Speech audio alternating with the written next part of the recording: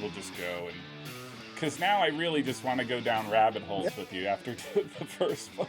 Like, let's talk corner kicks. Let's talk, yeah, that sort of playing direct ball that drive you nuts. Let's do it. Um, all right. Let's do So, it. hey, again, thanks for the second time joining me today after some technical issues. I do apologize, but I do appreciate you being such the trooper. I just want to. We're going to do this differently. This is going to be totally different. Let us continue. Let us talk about corner kicks to start out. I'm totally not going down my script anymore because I'm so spent. But we talked at the end about my theories about corner kicks not working, and I'd like to get your thoughts.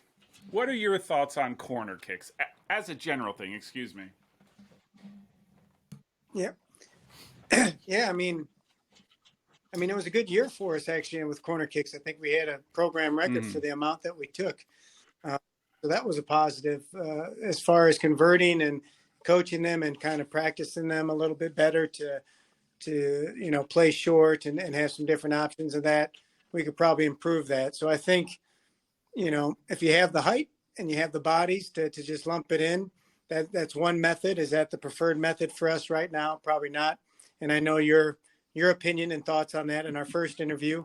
So I think it depends on the personnel and, it depends on who you have and it depends on the opponent that you're playing, obviously. How much time during the regular season do you practice corners? And I know during the season, it's probably your time is so limited, but. Yeah, this year we practiced a little bit more, to be honest with you. We just felt that we had some creative players that were able to, play it short, whip it into the box when it was necessary, or shoot from distance if they had to. And I think this spring, so you had one of the questions on the earlier interview, what focus on this spring, what should we do? And I think we're going to be practicing that a bit more. And then hopefully, I don't know if perfecting is the word, but definitely improving that a bit on the fall. Because I know that we have the players to do that, and it's just tweaking some things as well to try to improve that a little bit. Yeah, I'm always curious about like you're at the professional ranks. They could spend entire sessions just on corner kicks because they have that luxury, and we certainly don't. But hey, I'll just start from the start. Maybe you can give for the second time your rundown of how you ended up at Central, sort of your soccer history, and yeah. Yeah, I came here 20 plus years ago. So back in 1999, when we used the VHS tapes and email was just coming about, and I don't think we had cell phones then. So it was a little bit more, a little older in those moments.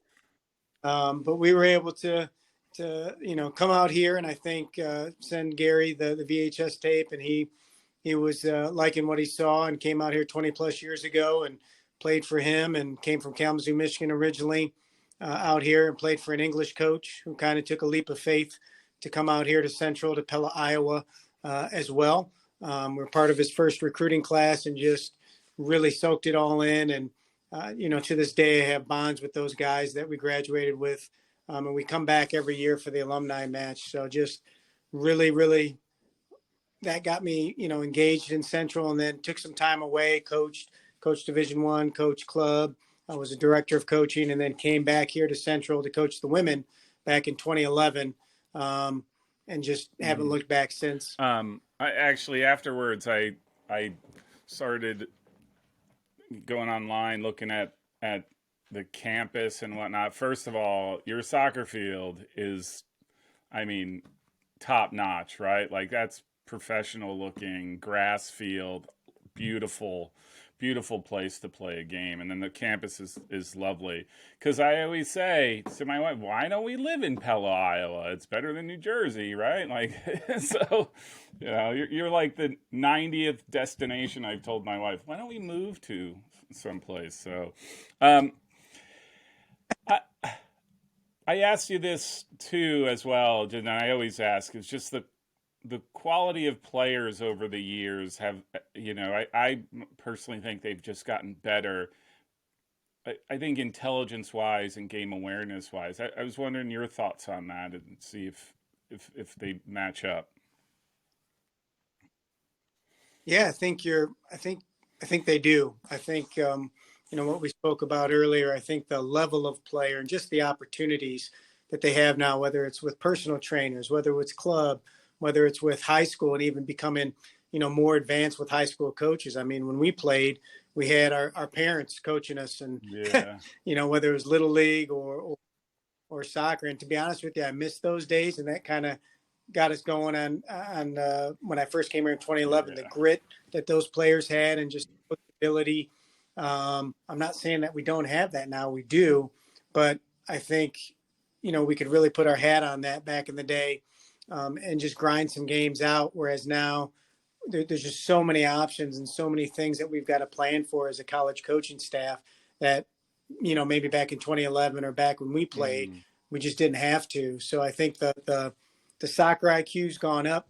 I think the level of players gone up. I think where areas of improvement need to be had would be the whole empowerment versus entitlement, would be the whole, hey, you got to, what's the hardest part at practice, or what's, you want to be better, sweat more. Yeah, right? That's very true.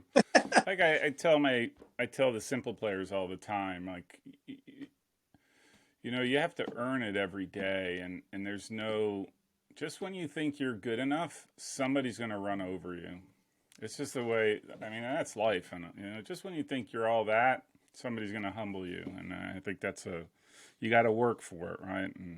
And totally. I do want to ask you and talk about your turnaround. So, because this really intrigues me, and I'm going to approach it a little bit differently than I did before. But you were brought onto a team that the 3 years prior to you joining was 6-46-1. And then in the first 3 years of when you arrived, you went 34-19-5. And so let's start with what were some of the things that you did when you got there, right? Because to me, that's pretty dramatic. And I could get on board, right? If you got there, you tweak some things, and then you went 500, right? Like that was, you know what I mean? Like, because the disparity is so great, but you basically flipped the narrative on that whole on the whole program within the first 3 years. So I'm just curious, what were some of the first things that you did to set you on that path? Yeah, I think taking over a program that was struggling a bit for a few years, was difficult in itself. Just kind of coming into that situation, but coming in, I think what we had talked about as a new staff, because I was just getting to know the new staff as well when I first came in, was how can we make their experience more successful? How can we create confidence? How can we create consistency? How can we demand commitment from them? So our 3Cs really started from that back in 2011. And here we are 12 years later, still talking about that. So those were our core values that, we kind of started with mentally. And then as far as from a soccer playing standpoint in sessions, making the grids a little bit bigger if we're doing possession, making the goals a little bit bigger if we're working on passing through goals or scoring through gates. So you had more success. And then giving 3 positives for 1 negative, because if you're beat down a little bit, you're not winning some matches.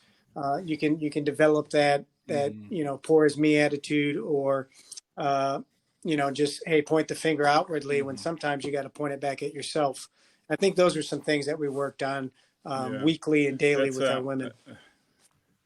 That's interesting. So I mean, it sounds like you did a lot of different things, but it was mostly, how do you build up their confidence to believe in themselves as soccer players?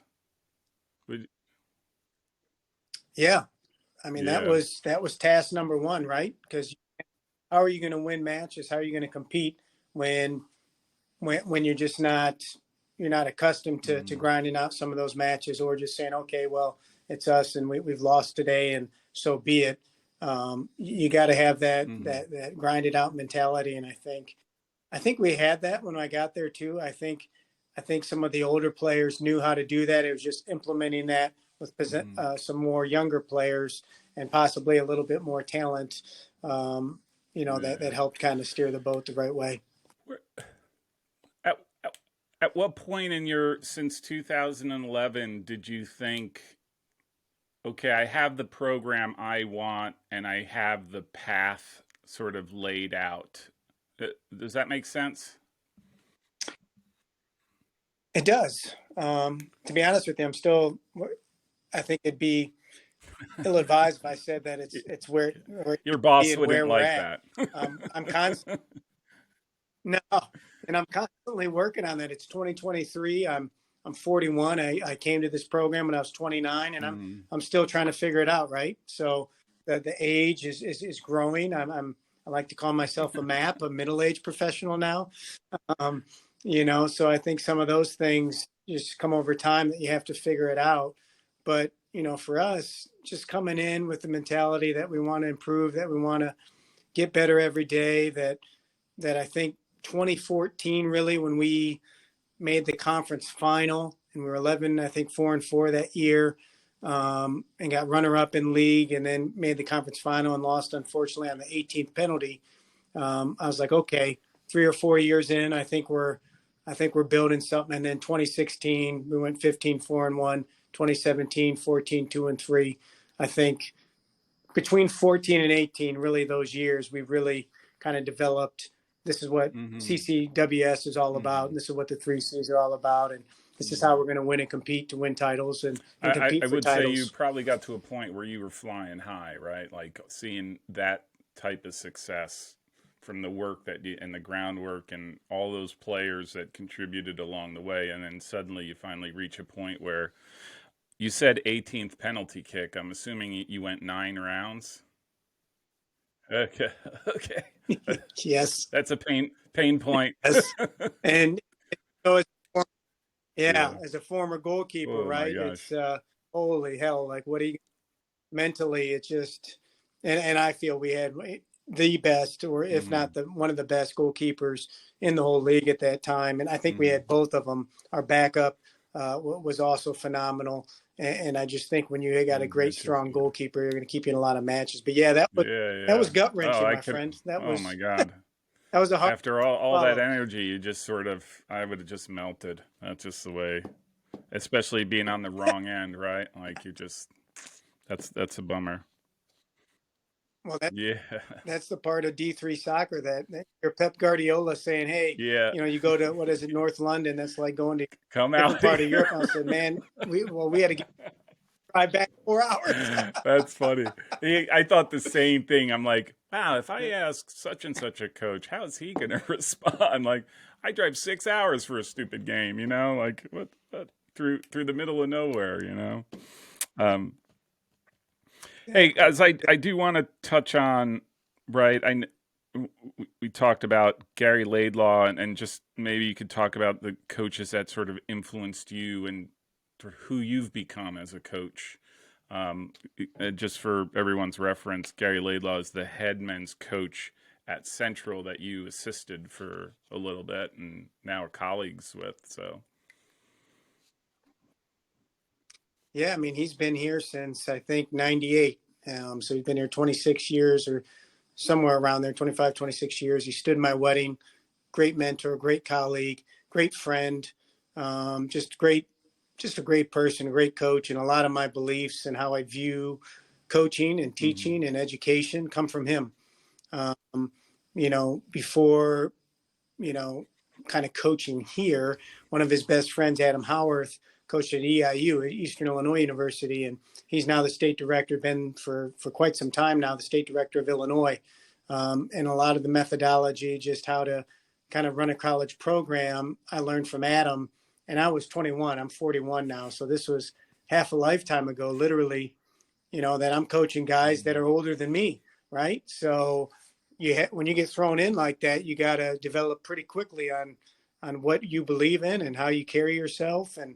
Um, and I would say even before that, like in high school, like you got to what is the old thing? Like every Mm-hmm. coach had a coach that believed in them, right? That was Mm-hmm. the motto then. And I had club coaches, Andy Beal and Kyle Mason at TKO and Kalamazoo that really, I was a baseball soccer guy and I gave up baseball as a junior, came in for club, and they said, you know what, you could play in college. You could maybe Mm-hmm. try to walk on at Western or try to, I had a couple NAI offers as well. And they really Mm-hmm. provided that belief in me that took me on 4 years here at Central. And then Gary took it from there and coached me. And I absolutely loved my time as a Mm-hmm. youth and now as a So college we coach here. joked earlier about Kalamazoo College being right there in your, you know, oh, it was? It was literally in my backyard. When I grew up, it was literally the Wow. soccer pitch was in Wow. my backyard. That would be glorious for me. I would dig that. Um, I mean, was there a reason for Central, right? Like, or was it just I don't want to stay in Kalamazoo. I don't want to jump the fence to be at my soccer game, if you know it, and then come home. Um, Mm-hmm. a bit of both. I came here and I will say it because I think it's truthful. I came Mm-hmm. here to play soccer and get an education. I came here to play for Gary and get an education. I didn't come Mm-hmm. here to get an education and Yeah. then play. You see, so I was still a student athlete. That Yeah. was Yeah. well versed. You know that being a Division III, I know that. But I can honestly say he believed in me. He saw something. We turned the program around on the men's side. Like they were, I don't know what the record was when I was a freshman. But when we Wow. graduated, we were 16-2-1, conference champs.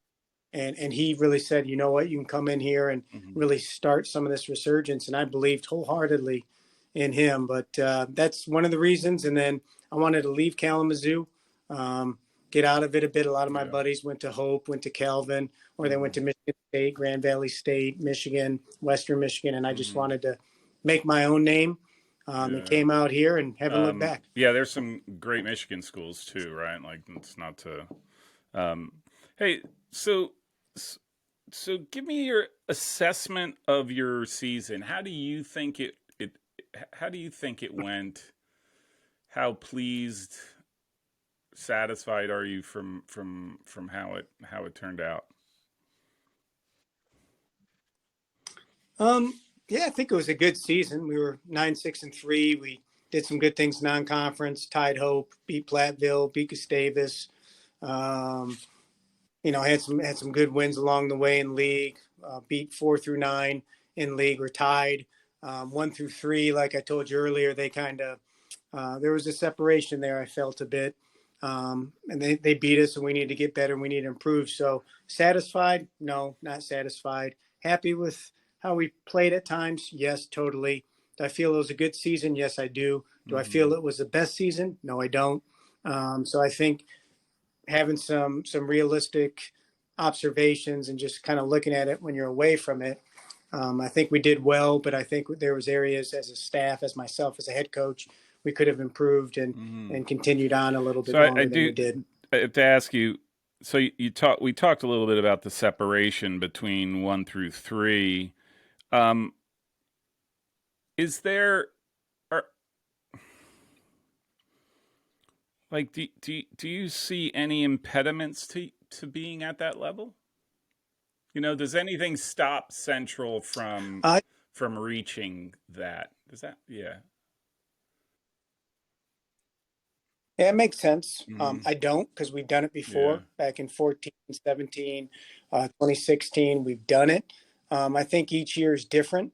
And I Yeah. just think our league is so darn tough that if you're not on it for 90 minutes, Yeah. and I know we talked about overtime before, but not on it for Yeah. 90 minutes, you're going to get beat in our league. So you got to be all in for 90 minutes, halftime, Hmm. adjustments, everything. And then when that clock Yeah. hits Yeah. zero, Yeah. then you can breathe. That's no, you you know, and we didn't. I didn't ask you about the American Rivers Conference, but right, Wartburg, Loris, and Hope. No, no, sorry. It's number 3. Simpson. That's it. That's it. Who you uh, Simpson. like? Those are at least in the last year, couple of years, are super recognized in the women's game. Wartburg, especially, right? Like top. I think they were number 5 or 6, somewhere in that range. I mean, really, really top notch. So you're not going up against slouches, right? Like that's I guess what my point is, right? Like as I'm always curious, right? Like I have this weird theory. If Messiah University, who I think plays some of the best soccer that I watch, can win national championships, any school can.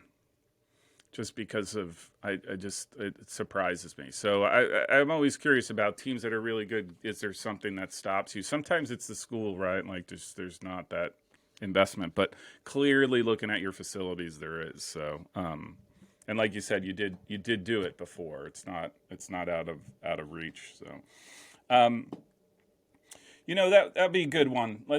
How about just talk a little bit about the American Rivers Conference? I'm a little bit more familiar on the men's side just because I interviewed um, Coach Garcia Prats at on the men's side at Luther, and so I got interesting perspective. But maybe you could talk a little bit about the conference and the competition. And I know you mentioned that you think it's still one of the best conferences out there, competitive wise. So.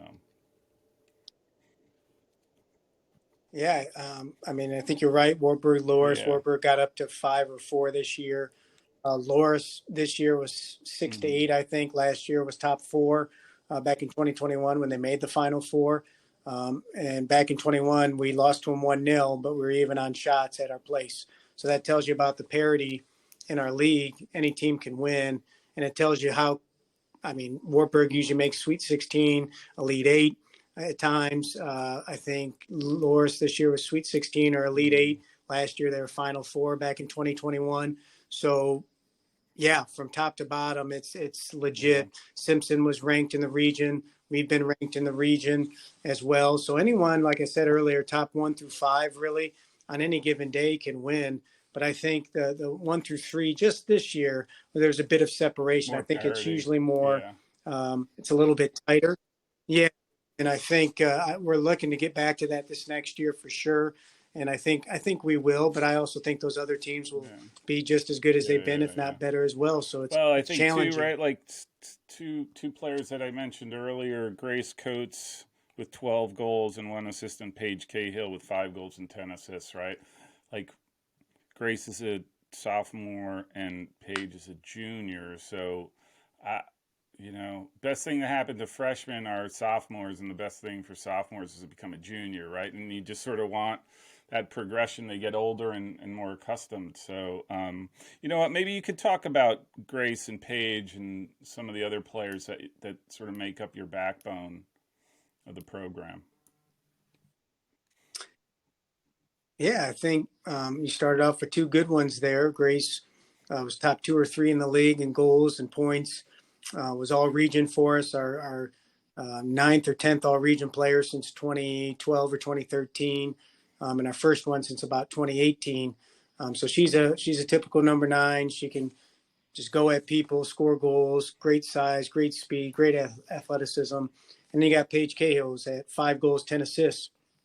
She led the league in assists. And I joked around earlier, and there might be some other coaches watching this when it comes out, but in my head, I don't see how you can't be all conference when you lead the league in assists in conference. So that's an anomaly to me that my Polish brain can't wrap its head around. So maybe you'll have better thoughts on that or can explain it better to me, since I know you coached at Princeton as well. But yeah, I can't figure Yeah. that one out. And then we've got other players. Rachel Daniels, she scored big goals for us. I was a senior on the other flank. And then our center mids had 12 to 14 goals. And you don't do that No. without being able to strike from distance. So Abby Fry, Amber Santana from Arizona and California, they really got on the goal sheet as well. So I think it was an overall team effort, Yeah. not just 1 or 2 players. So I have nothing to add as to why 10 assists doesn't do it for anybody, because those are, like I mentioned earlier, like you don't score goals without assists. So somebody who has double-digit assists, that to me speaks volumes, right? Like there is something special to that player. It's not 1, it's not 2, it's in her case 10. So 10, you scored 10 goals as a result of one player. I mean, that's that should be a, yeah, significant. Exactly, exactly. Significant. You want it the statistically significant that should be awarded. But then again, right? Like I said, right? You know what they do? They put in a spreadsheet, all the names in a spreadsheet. They sort by goals. They pick the tops, and then they throw in a couple defenders and a goalkeeper to feel better, right? They don't. That my thing is as silly as it is. My best 11. That's usually best 30, 35. I actually try to build a roster. So I try to find the Yeah. best right back and the best like whatever my formation is, which is usually a 4-3-3 or a 3-5, whatever it is. I try to fit the person into those. So I'm gonna have four defenders, right? Because that's your roster, or that's your starting lineup, which Yeah. I think would go a long way if they started doing that. But it takes a lot of work. Oh my gosh! So I will say that. Uh, Yeah. Yes, it does. Well, and to be with you, this is 1 year.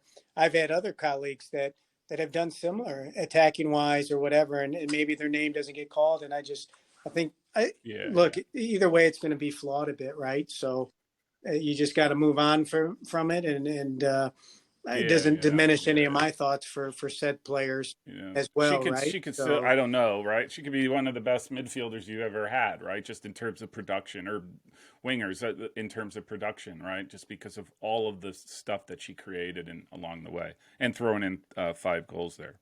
Um, it, yep. what let's talk about your spring and sort of what you like to approach, and let's talk about the Europe trip that we are going on. I'm really looking forward to it. I've already started between the time we had our technical issues to now. I've already packed like 4 bags of stuff, so I hope it's not too much, but maybe another bag or two. But maybe let's talk a little bit about that. Let's start with Europe. Why don't you talk a little bit about the trip and how important you think these trips are? I think they're massive. We've gone in 2012, 2015, 2019, and this is our fourth tour to Netherlands and Germany as a program. We are a Dutch school, so we are Central College Dutch, and we like to say "Go Dutch" literally, and we jump over the pond in about 3 weeks' time. And Jan Proin at Soccer Active, he's Mhm. coached in Ajax. I don't know if you've heard of that name, but he's done Dutch Touch as well in St. Louis. He has a lot of connections. So we have, in my opinion, one of the best land Mhm. packages Mhm. around for the money.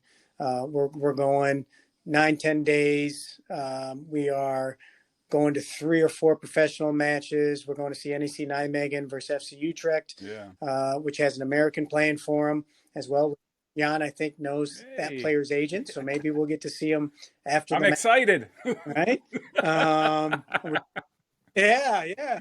We're doing we're doing 3 or 4 Mm. matches that we're playing. We're getting trained 3 times by professional coaches. Um, and then we're also doing stadium Mm. tours. So we're going to Cruyff Arena in Amsterdam doing stadium tours. And we're also watching PSV Eindhoven train their women, the head coach, the women's team in the Eredivisie train and get interviewed after. And then also Bayer Leverkusen in the Bundesliga.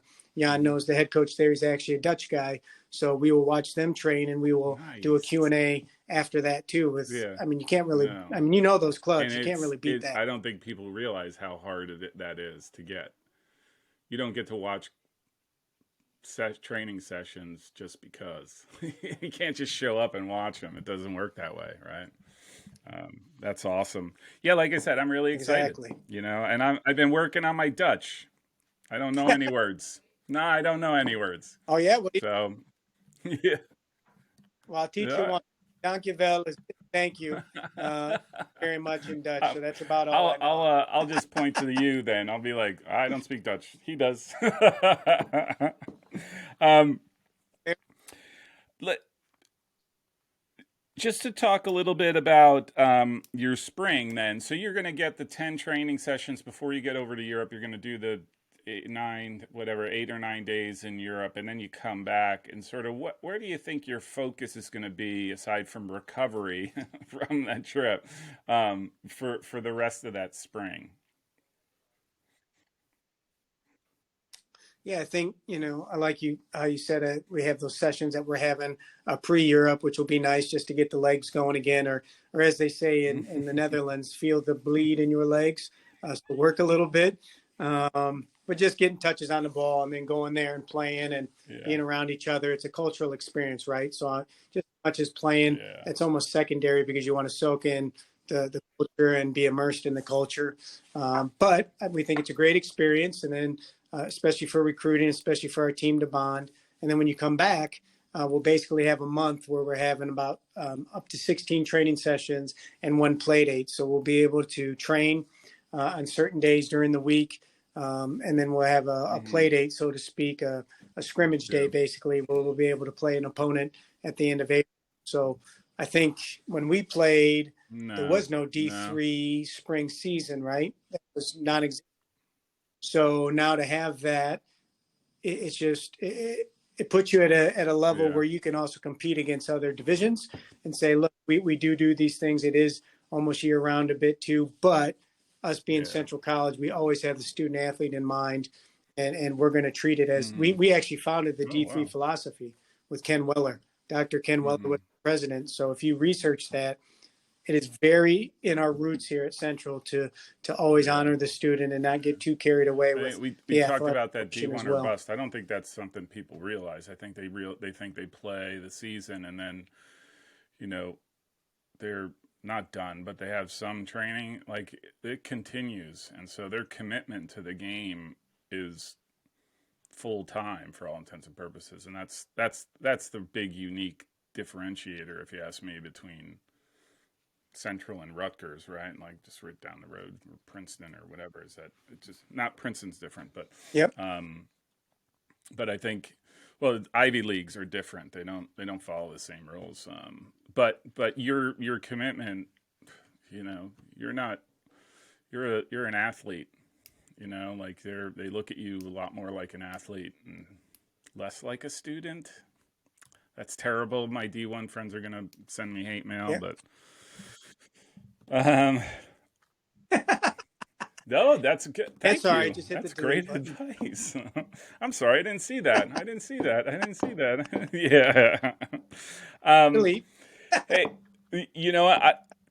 This is great. I appreciate it. I'm gonna try to use from the past interviews some couple pieces if I can finagle it. But I do appreciate you hopping on the second time.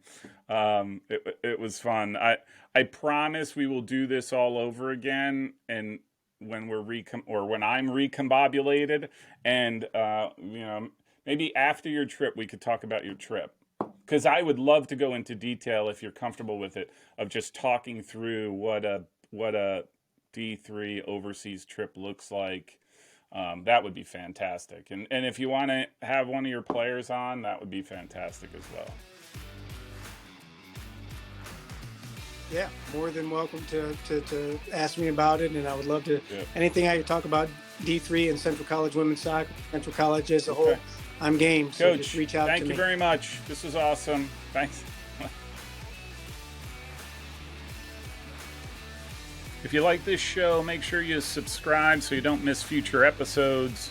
You can also find me on anti-social media on Facebook, Twitter, and Instagram. Thanks. This is a message from my Chief Marketing Officer. I think this keeps him happy.